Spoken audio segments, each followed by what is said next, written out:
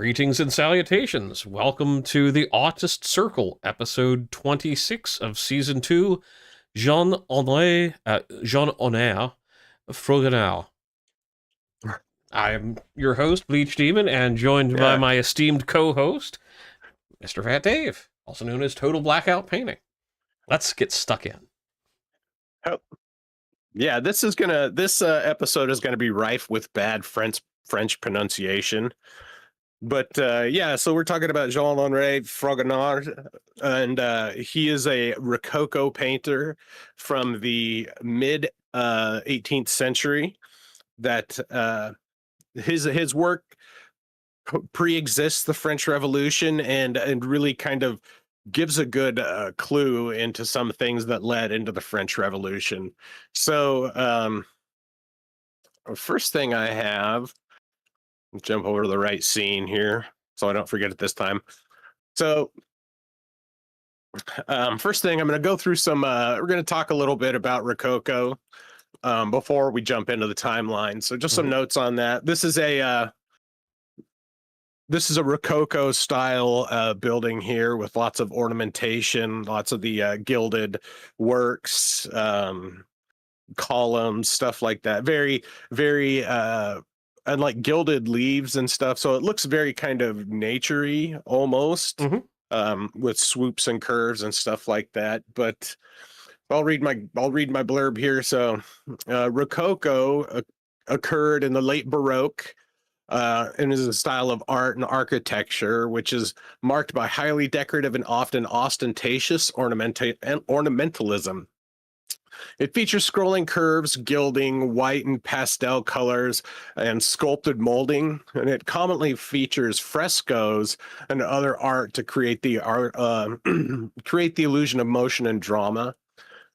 So originally known as Rocaille,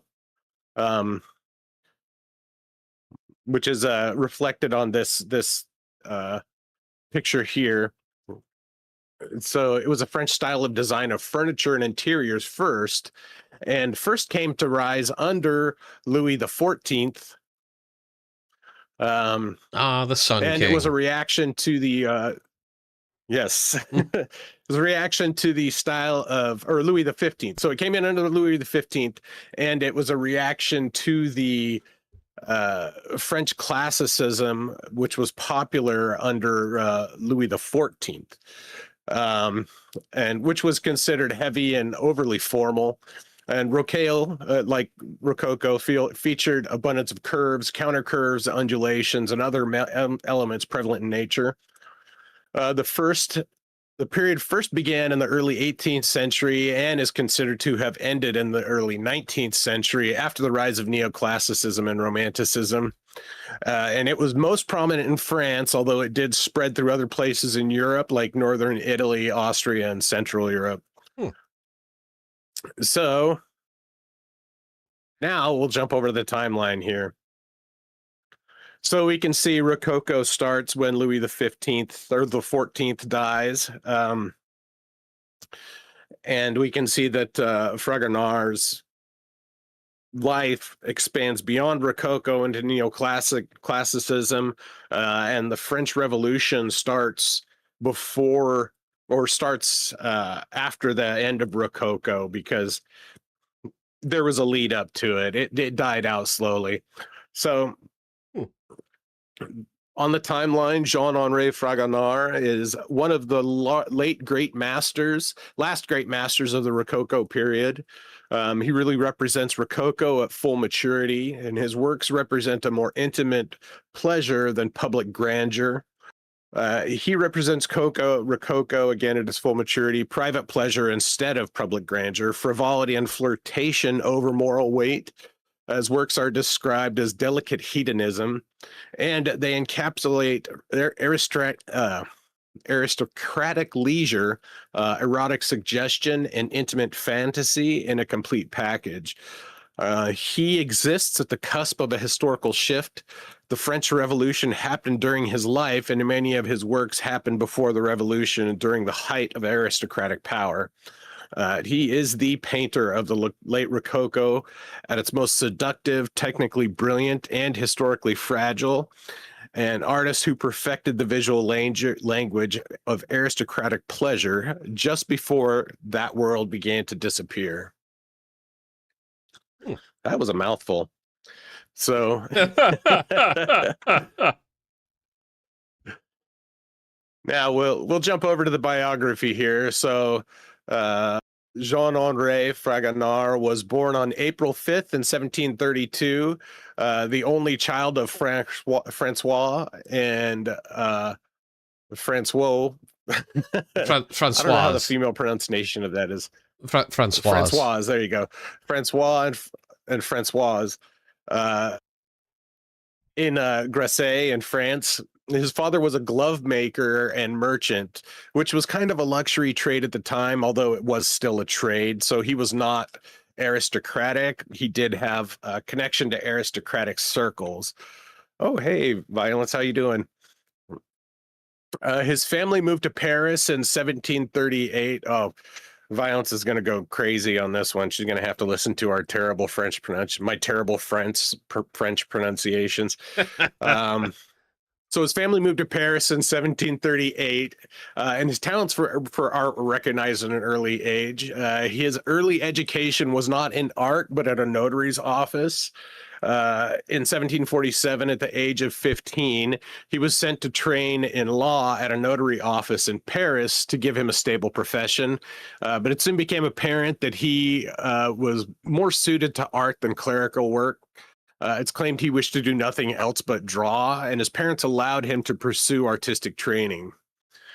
So his first artistic instruction came from Jean-Simeon Chardin, who's this gentleman here. This is a self-portrait he did in pastel, which I think is phenomenal, but it looks incredibly French. Chardin was best known for his still life paintings, but Fragonard's apprenticeship only lasted about 6 months before moving into the orbit of François Boucher, who was a well-known Rococo painter at the time. And Fragonard absorbed the Rococo style of Boucher, and Boucher is noted as the first person to recognize Fragonard's talent, but he sent him to Chardin for a foundation before taking him under his wing to teach him the Rococo style.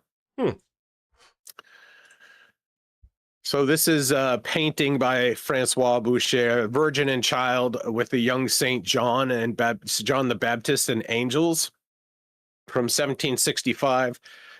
Very early, very emblematic of Rococo style. Chardin and Boucher they had very contrasting styles. Chardin was recognized for quiet observation and restraint. His works were careful studies of life, domestic and grounded, and material convincing. This is one of his paintings, which is Sealing a Letter, which, as you can see, it's a picture of a guy, heating up a stamp on a candle so that he can stamp a letter. It also has his works were closer to the Baroque. Has a little bit more of a throwback to some of the previous artists, with the dark background and the figures being illuminated rather than some of the other Rococo works. Yeah. The work is definitely more late Baroque than Rococo. Well, Chardin was not a Rococo artist. He was more of a Baroque, a legacy. He fell more under the legacy of the Baroque.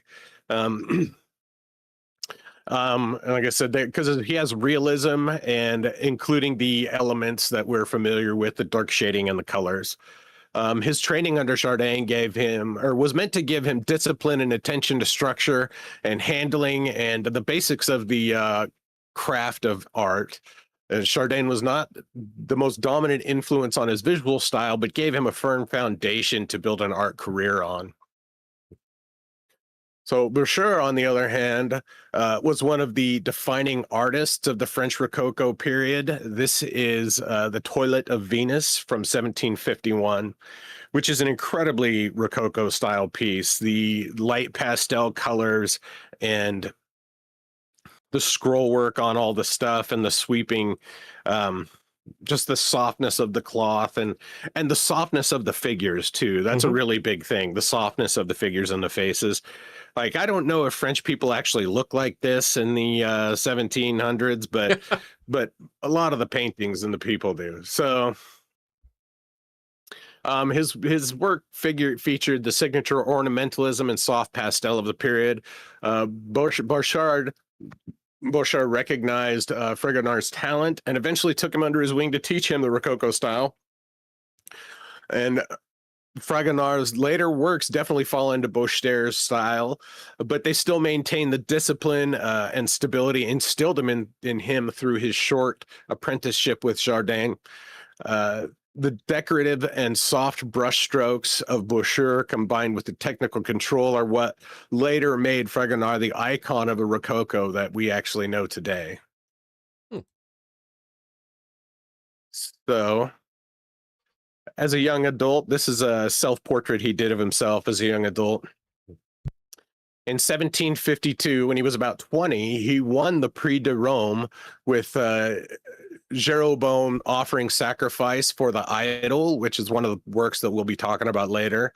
The Prix de Rome was a scholarship that was initially established in 1663 under Louis XIV, and it allowed winners to stay in Rome for 3 to 5 years at the expense of the state. And this allowed him to work and develop his style without needing to depend on patrons. Although Fragonard did not immediately depart for Rome after winning this scholarship. He spent 3 years studying under Charles and André Van Loo. And Van Loo was definitely, his work was more Baroque than Rococo, likely due to him. He was from a dynasty of successful Dutch painters. So his father and one of his brothers, and I think his grandfather, were also famous Baroque painters. So in 1756, he travels to Italy as a pensioner of the crown and remain at the French Academy in Rome until 1761. And this is the French Academy of Rome where it was at. And this is actually Medici House. So while in Rome, he was exposed to works of the Baroque masters, which helped him further develop his style beyond Parisian Rococo. He trained alongside Hubert Robert while in Rome, this gentleman here. And this is one of his works, which is a hermit praying in the ruins of a Roman temple from 1760. Oh yeah, this painting also from this one back here. This is from Van Loo. This is Perseus and Andromeda, painted in between 1735 and 1740. So more Baroque, but it does have more of a classical feel to it. And actually, you can definitely see tales of Renaissance work in this. And this is where Fragonard really developed his interest in gardens and landscapes, which will come into play quite heavily in his later works. And it's noted that he had special interest in places like Villa d'Este, which is what I've got a picture here. And this is in Tivoli. And it has, terraces and gardens, sweeping terraces and gardens and fountains and everything. Just a really kind of idyllic place. And if you were an artist in the 1800s, I imagine this would be a really amazing place to just hang out and paint. Oh, yeah. I'd go there now if I had the opportunity. Right? I know it's like it's so picturesque, right? It seems like the perfect encapsulation of what you would expect aristocratic Europe to feel like. And which of course is what it was. So after Italy, while he was in Italy, and this is a portrait of Louis Francois Perrault, and is actually known as the Inspiration. It's from 1769, and this is by Fragonard. Fragonard's Italian years exposed him to a broad array of Baroque, Renaissance, Mannerist, and other works. It broadened his artistic imagination. And while in Rome, he studied antiquity and copied many major works across Italy. He sharpened his views of landscapes, gardens, and theatrical outdoor space. And he came back to France with a much more richer and elegant style than he left. So when he returned to Paris in 1765, he still had academic ambition. And in 1765, he exhibited, this is Corsius sacrificing himself to save Calero, which is a mythological scene. Mm-hmm. This was displayed at the Salon, which won him provisional approval to the Académie Royale des Peintures et du Sculpture, which is the Royal Academy of Painting and Sculpture. And this is an image of that from Jean-Baptiste Martin. This is from between 1712 and 1717, and it's a supposedly a picture from inside of the hall. So, however, though, he never completed the piece that would have given him full admission. He had only one provisional approval. He needed to complete a full large-scale historical piece to get full admission, and instead he turned away from large-scale public works and began working for wealthy patrons who wanted more libertine and decorative subjects. And this is really when he started becoming the artist that we remember today. Rather than becoming a painter of official state grandeur, he became a painter of private privilege and aristocratic fantasy. And in 1770s, he was commissioned by Madame du Barry, this lady who was the last maîtresse en traité, who was the royal mistress of King Louis XV of France. And she would later go on to be executed by guillotine during the Revolution. I mean, of course, everybody knows anybody got executed during the Revolution. Yeah. Yeah, lots of people lost their heads.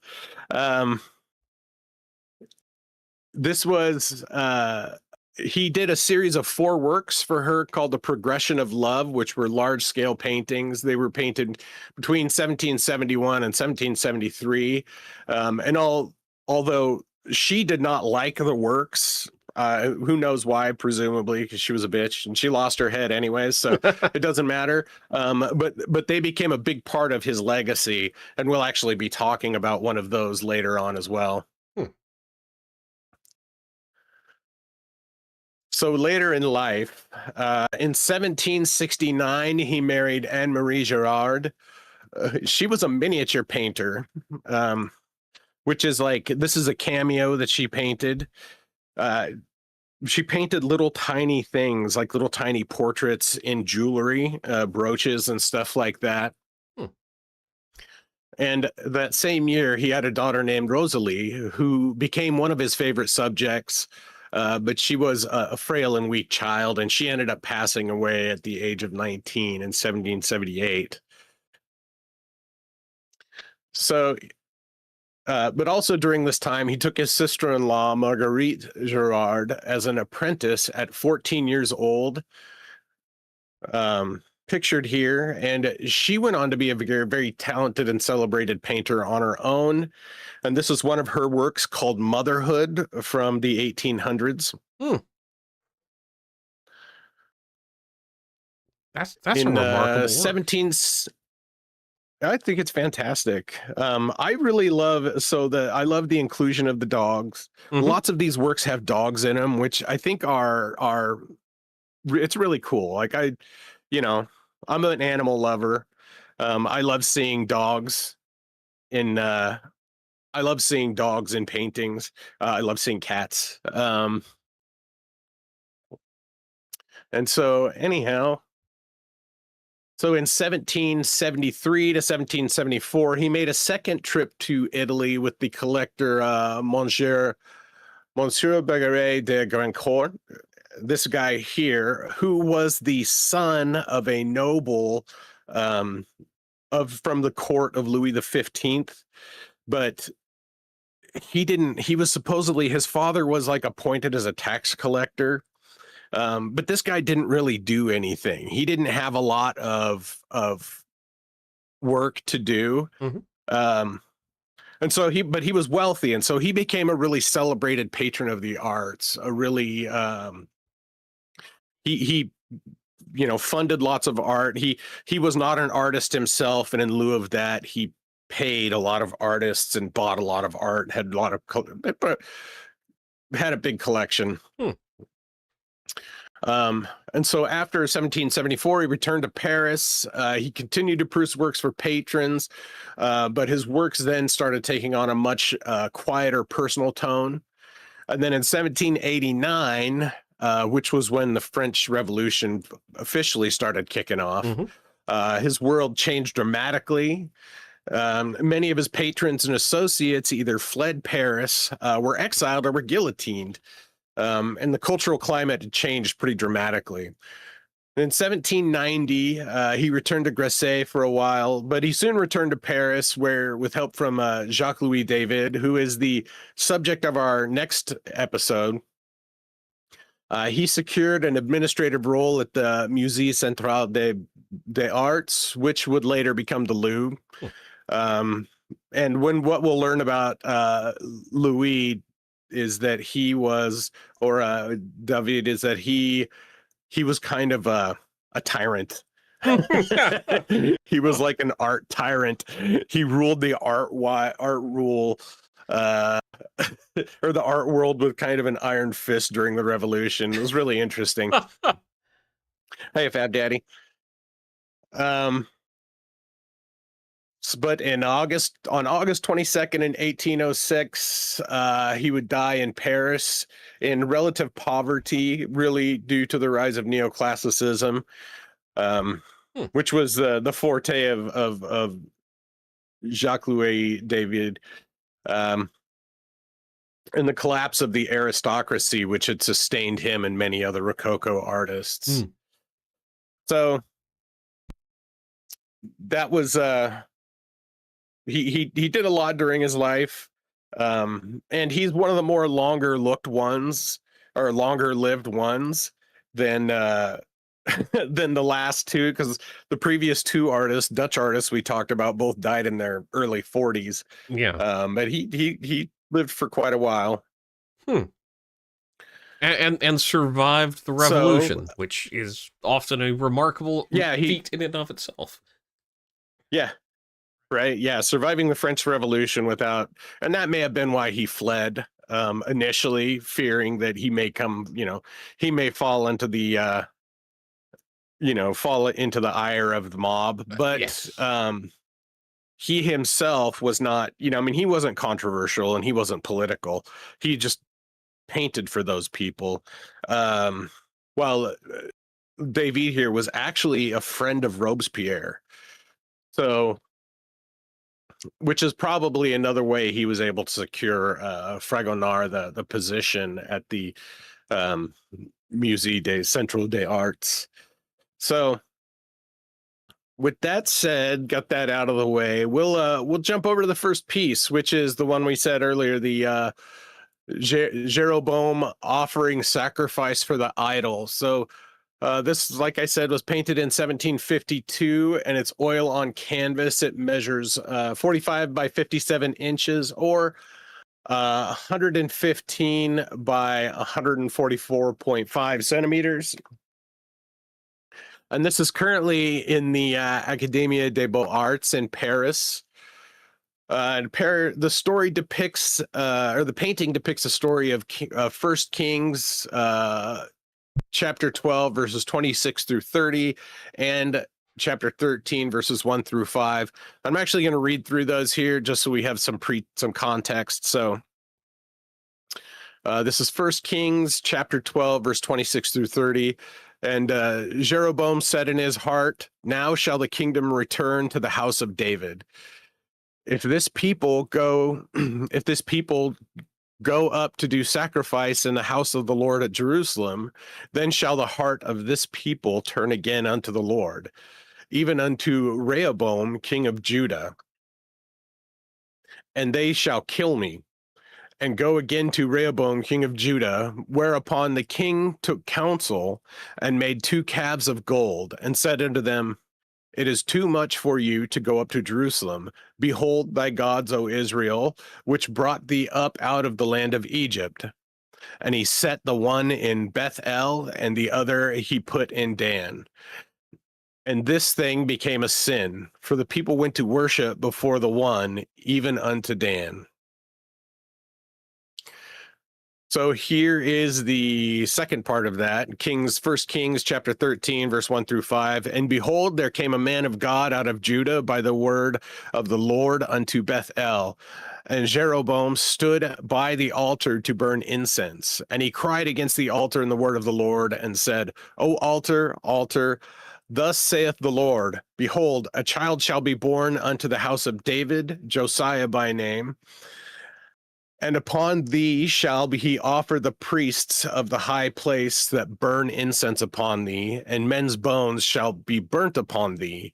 And he gave a sign that the same day, saying, this is the sign which the Lord hath spoken. Behold, the altar shall be rent, and the ashes that are beyond are upon it shall be poured out. And it came to pass, when King Jeroboam heard the saying of the man of God, which had cried against the altar in Bethel, that he put forth his hand from the altar, saying, lay hold on him. And his hand, which he put forth against him, dried up, so that he could not pull it in again to him. Their altar was also rent, and the ashes poured from the altar, according to the sign which the man of God had given by the word of the Lord. So, like we talked about during a lot of the Rococo or the Baroque works, which this is kind of reminiscent of a Baroque painting. It definitely doesn't have the Rococo style. It does look far more like a religious Baroque painting. I mean, it's even got the elements of Chiaroscuro in there as well.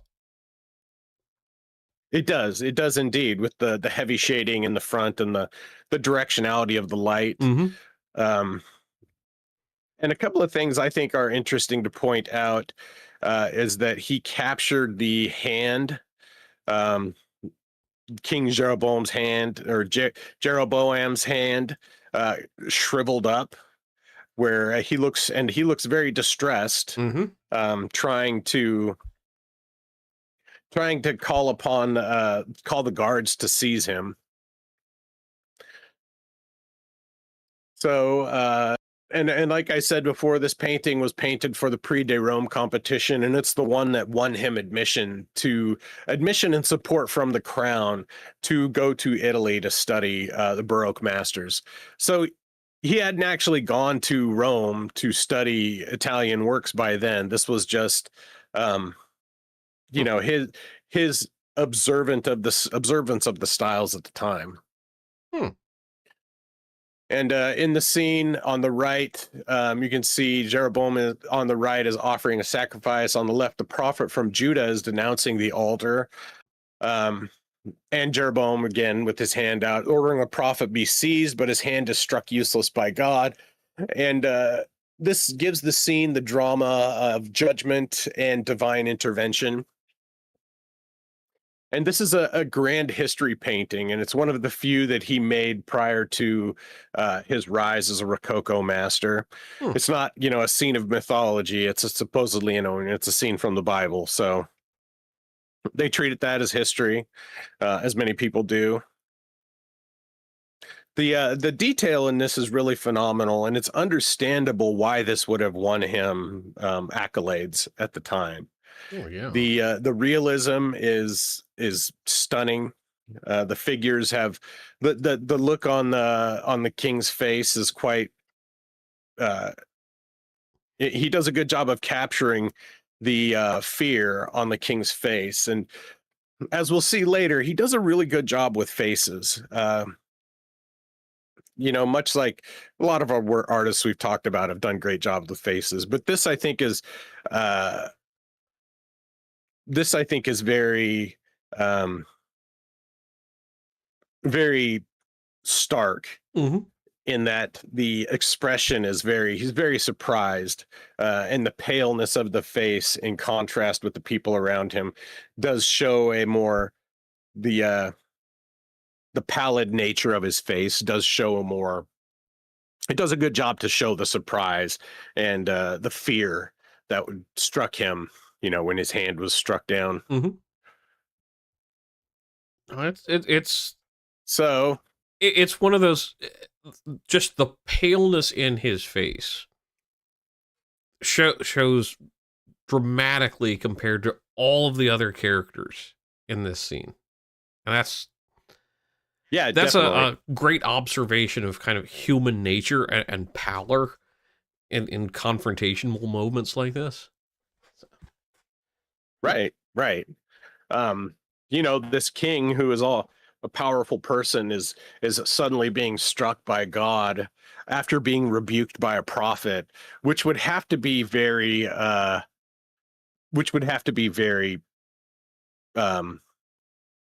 don't know, stunning, shocking, Mm-hmm. surprising. And he does a fantastic job of capturing that, and it puts a lot of action and emotion into the scene. So with that said, we'll move on to the next piece, which is the blind man's bluff, and this one is definitely a Rococo style. Oh, very much so. So this is painted, yeah, and it's painted between 1750 and 1752. So it also this is also before he goes to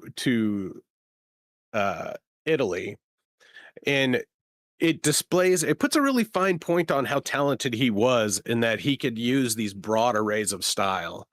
Because this definitely has the Rococo style that he would have learned from Boucher, and has the sweeping, like the sweeping curves, the highly detailed flowers. So let me read my blurb here. So again, painted between 1750 and 1752, it's oil on canvas, and it measures 46 by 36 inches or 116.8 by 91.4 centimeters. And this is currently in the Toledo Museum of Art in Ohio. Now, when I first saw Toledo Museum of Art, I thought Spain. Yeah, I would too. Yeah, it's straight up Toledo, Ohio. Wow. I'm going to have to go visit Jungle Gyms and the Museum of Art now. Right. So yeah, apparently there's a really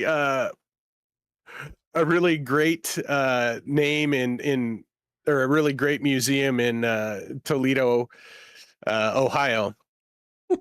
So this depicts a party game of blind man's bluff, which is a game of tag where the person who is blindfolded and must attempt to catch the other players. Of course, we call it blindfold tag when I was a kid. And although this is not strictly a depiction of an innocent game, it's a flirtatious and subtly a lot erotic depiction, where a man playfully teases the woman with the blindfold. And the painting really presages Fragonard's love of gardens and outdoor spaces, as the flowers on the left here are really rendered in pretty exquisite detail. Yeah. And the background is amazing. Just it's very vibrant.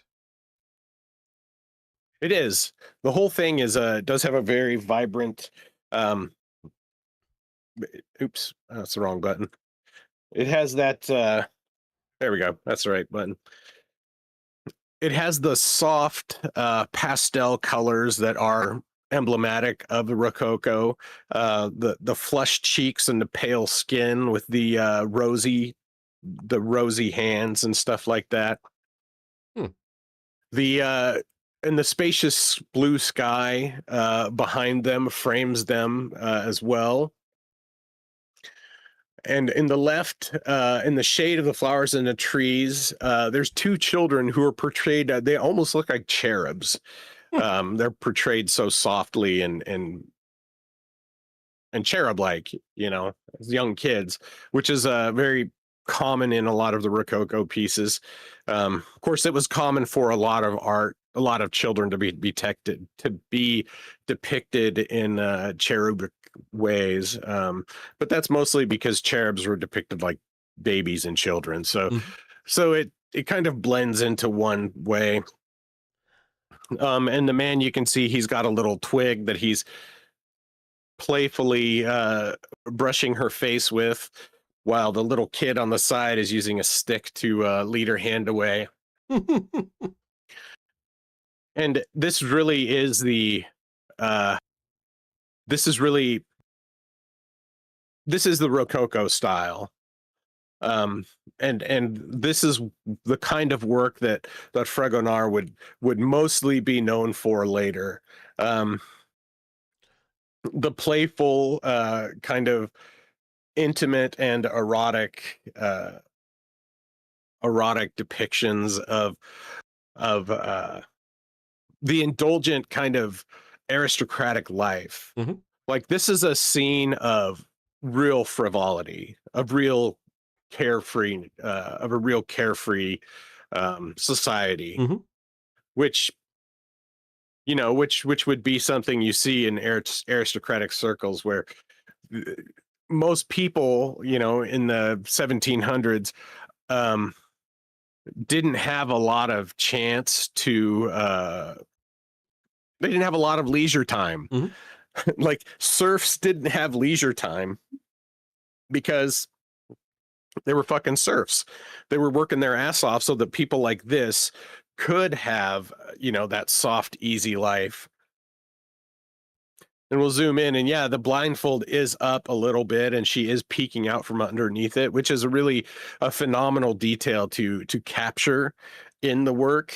Of course, you can't see it too well when you're zoomed out, but he puts so much like intricate and intimate detail into his works, which is one of the reasons why he was so highly sought after as an artist to paint private commissions. The trees are something I just love the way the trees are depicted too, with the moss on the trees, and then the it's got a broken branch of the leaves, and it's fantastic detail on it. And then in the background, of course, there's like the gazebo, which would be indicative of being in the garden and whatnot, not even just all the flowers and stuff.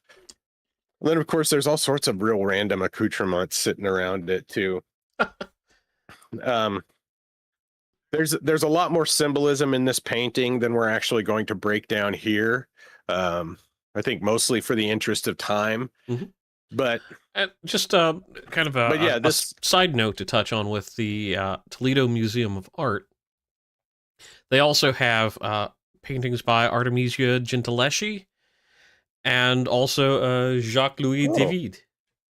So if you're in Ohio or traveling, consider stopping Toledo. Yeah. For whatever crazy reason, I don't know. If for some unfortunate reason you find yourself in Ohio, in Toledo, I don't know. We got customers in Ohio. Maybe one day I'll make it out there. That would be fantastic. There you go. So from there, we'll move on to the next one, which is it's the swing, as it's commonly known, but it's also known as Happy Accidents of the Swing.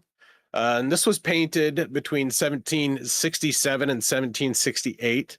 It's oil on canvas, and it measures 32 by 25 inches or 81 by 64.2 centimeters.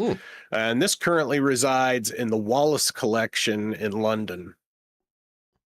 And of course, the painting depicts an elegantly dressed woman on a swing and a smiling young man hiding in the bushes below, and to the left, or with his hat in his hand. to the right, there's a smiling older man in the bushes, older man, mostly hidden in the shadows, and he's propelling the swing by ropes. And then there's a small dog in the background, which is a fantastic detail, little dog at the bottom there. As the woman kicks off her shoe, she leaves a gap in her legs, which is drawing the eyes of the young man, actually up her dress. Which I brought this up at work today. This was my thing of the day in our weekly scrum. And one of the gals in the chat was like, "Is he looking up her dress?" Yeah, he's looking up her dress. So that's why he's fainted. That he got a little fish action that day. Yeah. And so she's kicking her foot up, kicking her shoe off. So that's part of the happy accidents, although it may not have specifically been an accident for her to show what she's showing him in. And the look on his face, I think, is fantastic. It fantastically catches the like, this is what I said about faces earlier. He does such a great job of capturing expression in a subtle way without being it too overt, but also it being clearly seen. Let's see as you can see, this is it's an erotic gesture, and the flushed face of the young man, along with the hand position, suggests surprise and potential embarrassment. But because he's got the one hand kind of tilted back. Of course, up to this point, the woman could have, he could have been standing there and she could have knocked him over into the bush while she was swinging too. I'm sorry, but which would seem, it's... There's that pun in there about swinging him into the bush. Sorry, I have the mind of a 12-year-old, I bet. Yeah. But again, and this is really emblematic of the action contained in a lot of the Rococo works too. Mm-hmm. They weren't just it wasn't always just portraiture, and much like in Blind Man's Bluff, we saw the action, like that's a scene.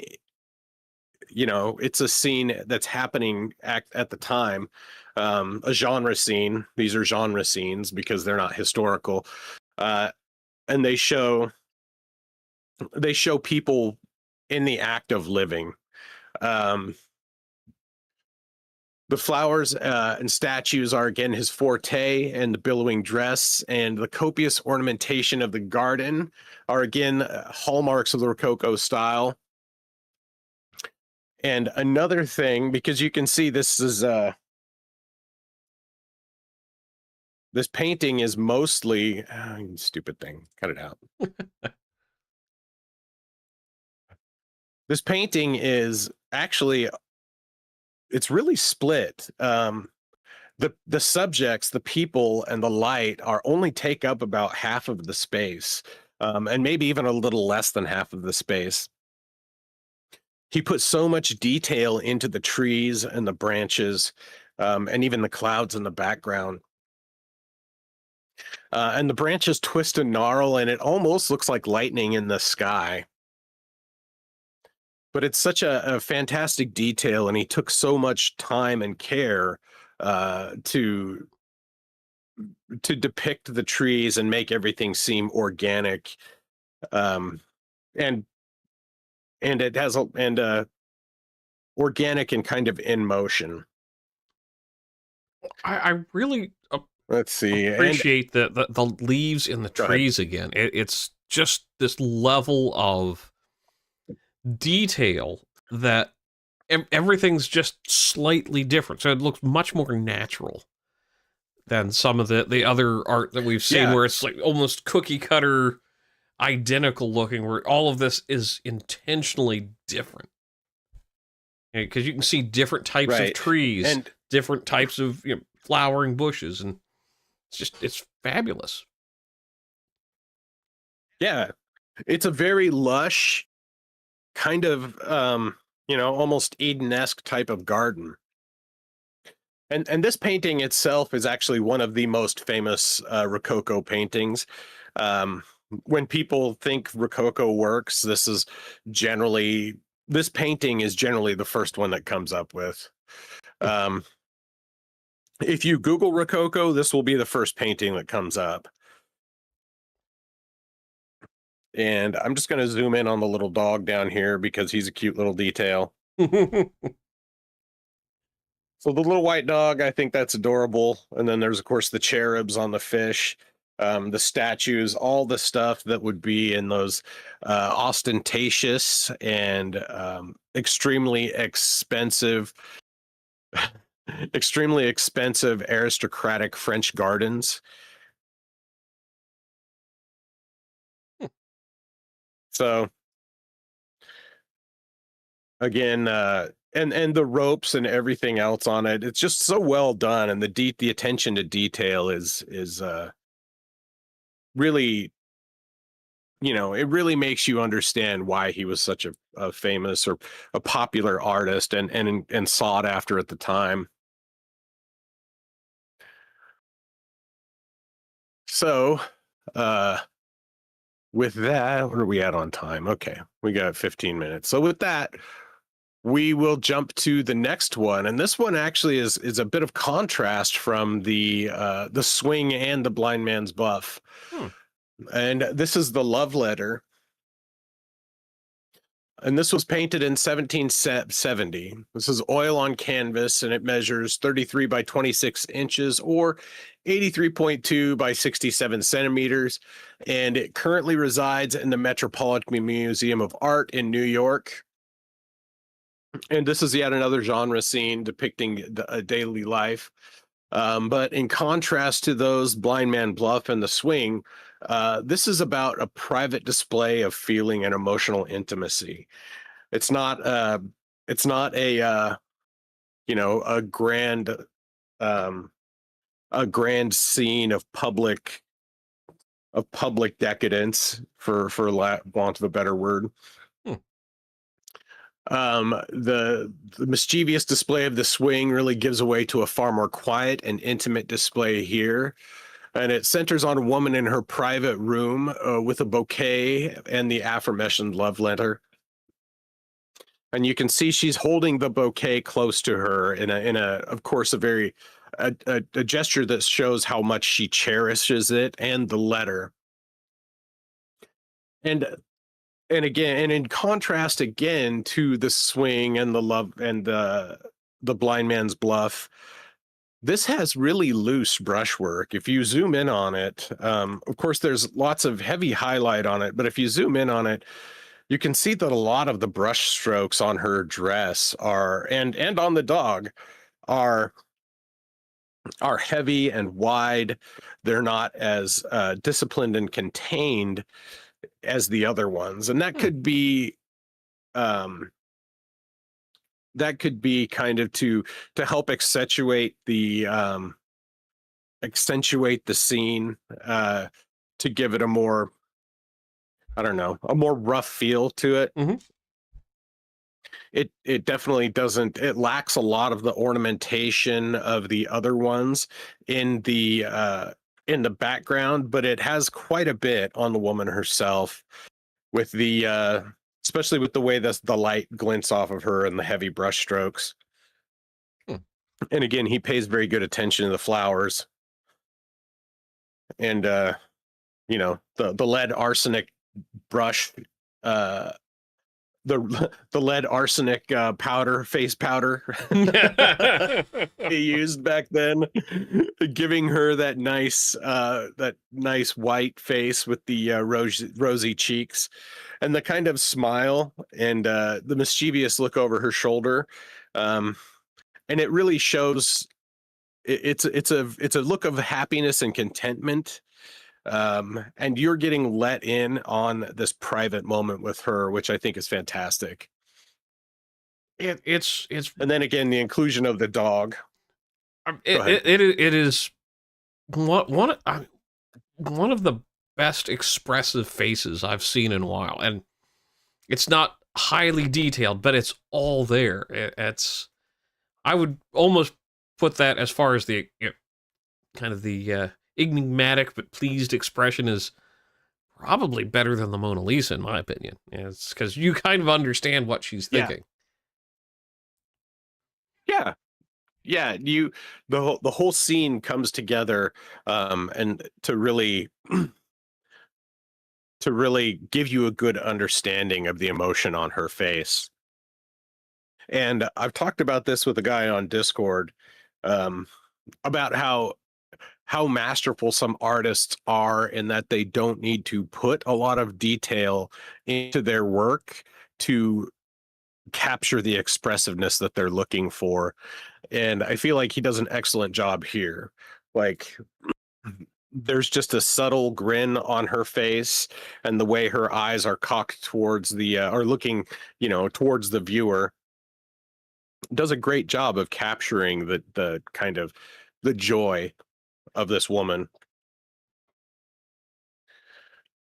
And he puts the dog in there, which, dogs were really common among the aristocracy of the time, especially, the gay little froofy dogs. They loved those things. But then dogs also symbolize fidelity and loyalty. And this could be a meaning, the symbolism of that could be that the woman is not just, she's not just enwrapped by the fact that she's getting a letter from a suitor, but that she very much reciprocates those feelings as well. So it's a private joy and a private moment that is being shared with the viewer. In contrast, and it's pretty reserved as well, which is again very much in contrast with The Swing and Blind Man's Bluff, which show a public, a public out in the open frivolity, I think is the word. That's the best word. Frivolity. Yeah. This does not seem as frivolous as the other paintings do.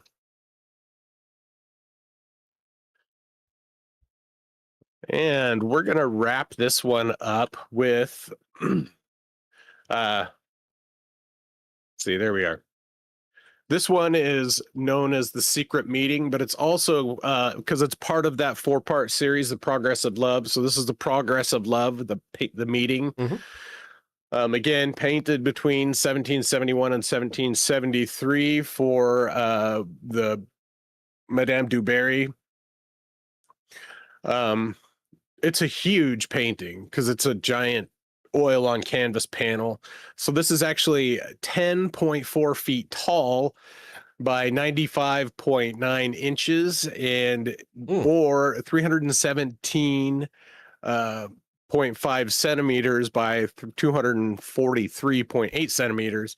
And this currently resides in the Frick collection, which I believe is in New York. I think you are correct. And again, this is the part of the 4-part series of Progressive Love. And the painting really has so many of Fragonard's favorite themes: garden, romance, movement, ornament, secrecy, and desire. So with this one, he returns to the tight, clean brush strokes and vivid detail of the previous works. One thing that I thought was really neat was the statue of Venus and Cupid in the middle here. Let me zoom out a little bit.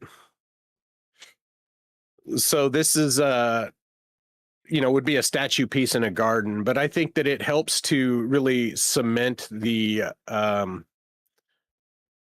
so it helps encapsulate the theme of love in the painting.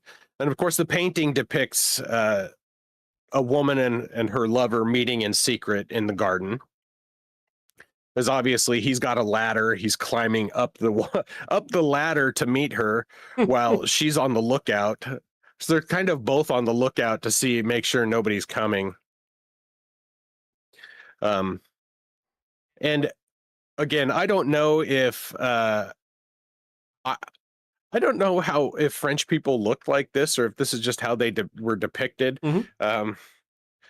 But they're very, of course, the pale skin and all that stuff I know was very popular at the time.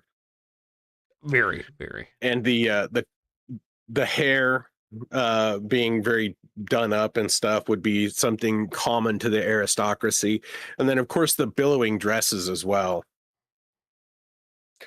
And this man has his cloak. He's holding his cloak and climbing up the ladder so that they could meet. And who knows what they're going to do, but it's a secret meeting. And so likely there's an organic conclusion to this work. But it has a lot of really fantastic details.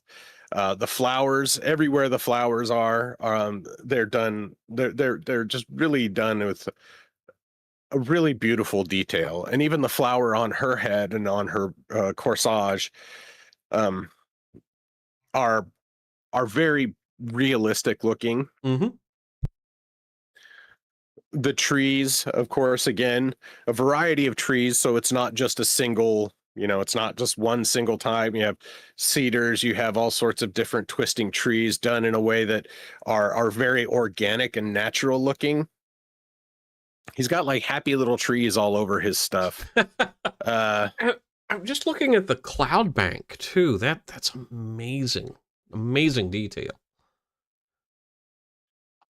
Yeah, he does a fantastic job with the skies. And again, this is another one of those paintings where the people are, I mean, while the people do seem they are the subjects, they almost seem secondary to the background because there's so much detail in the background, in the trees, in the branches, in the sky, in the flowers.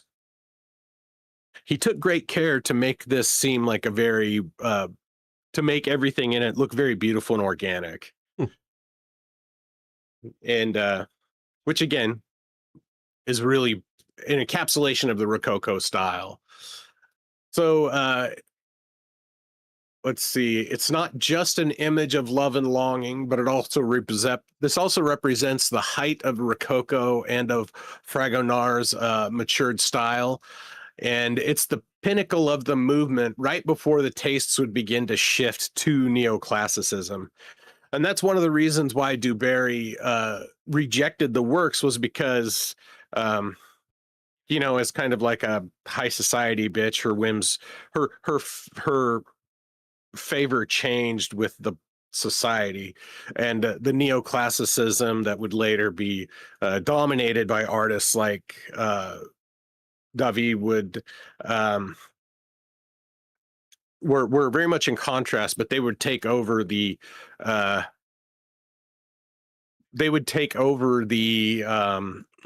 take over the scene. So I guess the sound is the sound is louder on your channel, Bleach. Huzzah! Says Violence. It's really good to see. It's really good to see Vil. It is. Yeah. I'm glad you stopped by. But we're 2 minutes to our hour. We'll go over this. So I was going to pull up the other paintings for this, but I figured I would run into a little more time because I've got quite a bit of time. Mm-hmm. Or I had quite a bit into this presentation. But that has been Jean-Honoré Fragonard, the one of the best known Rococo artists from pre-revolution France.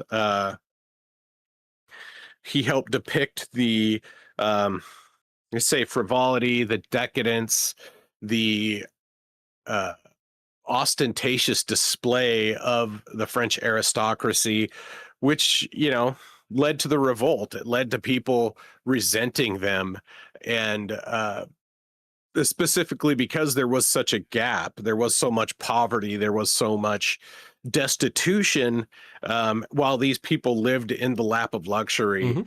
For no real apparent reason, just many of them just by right of birth and who they knew. Right. Yeah.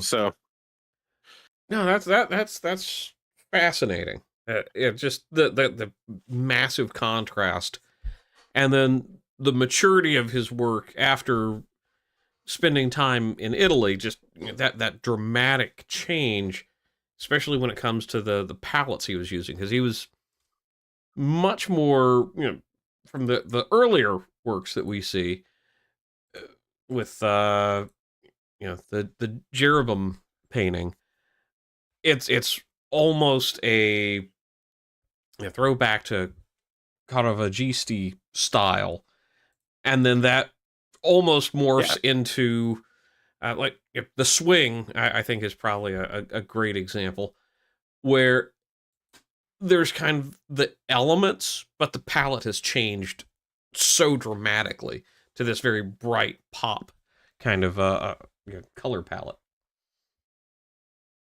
Right. Yeah.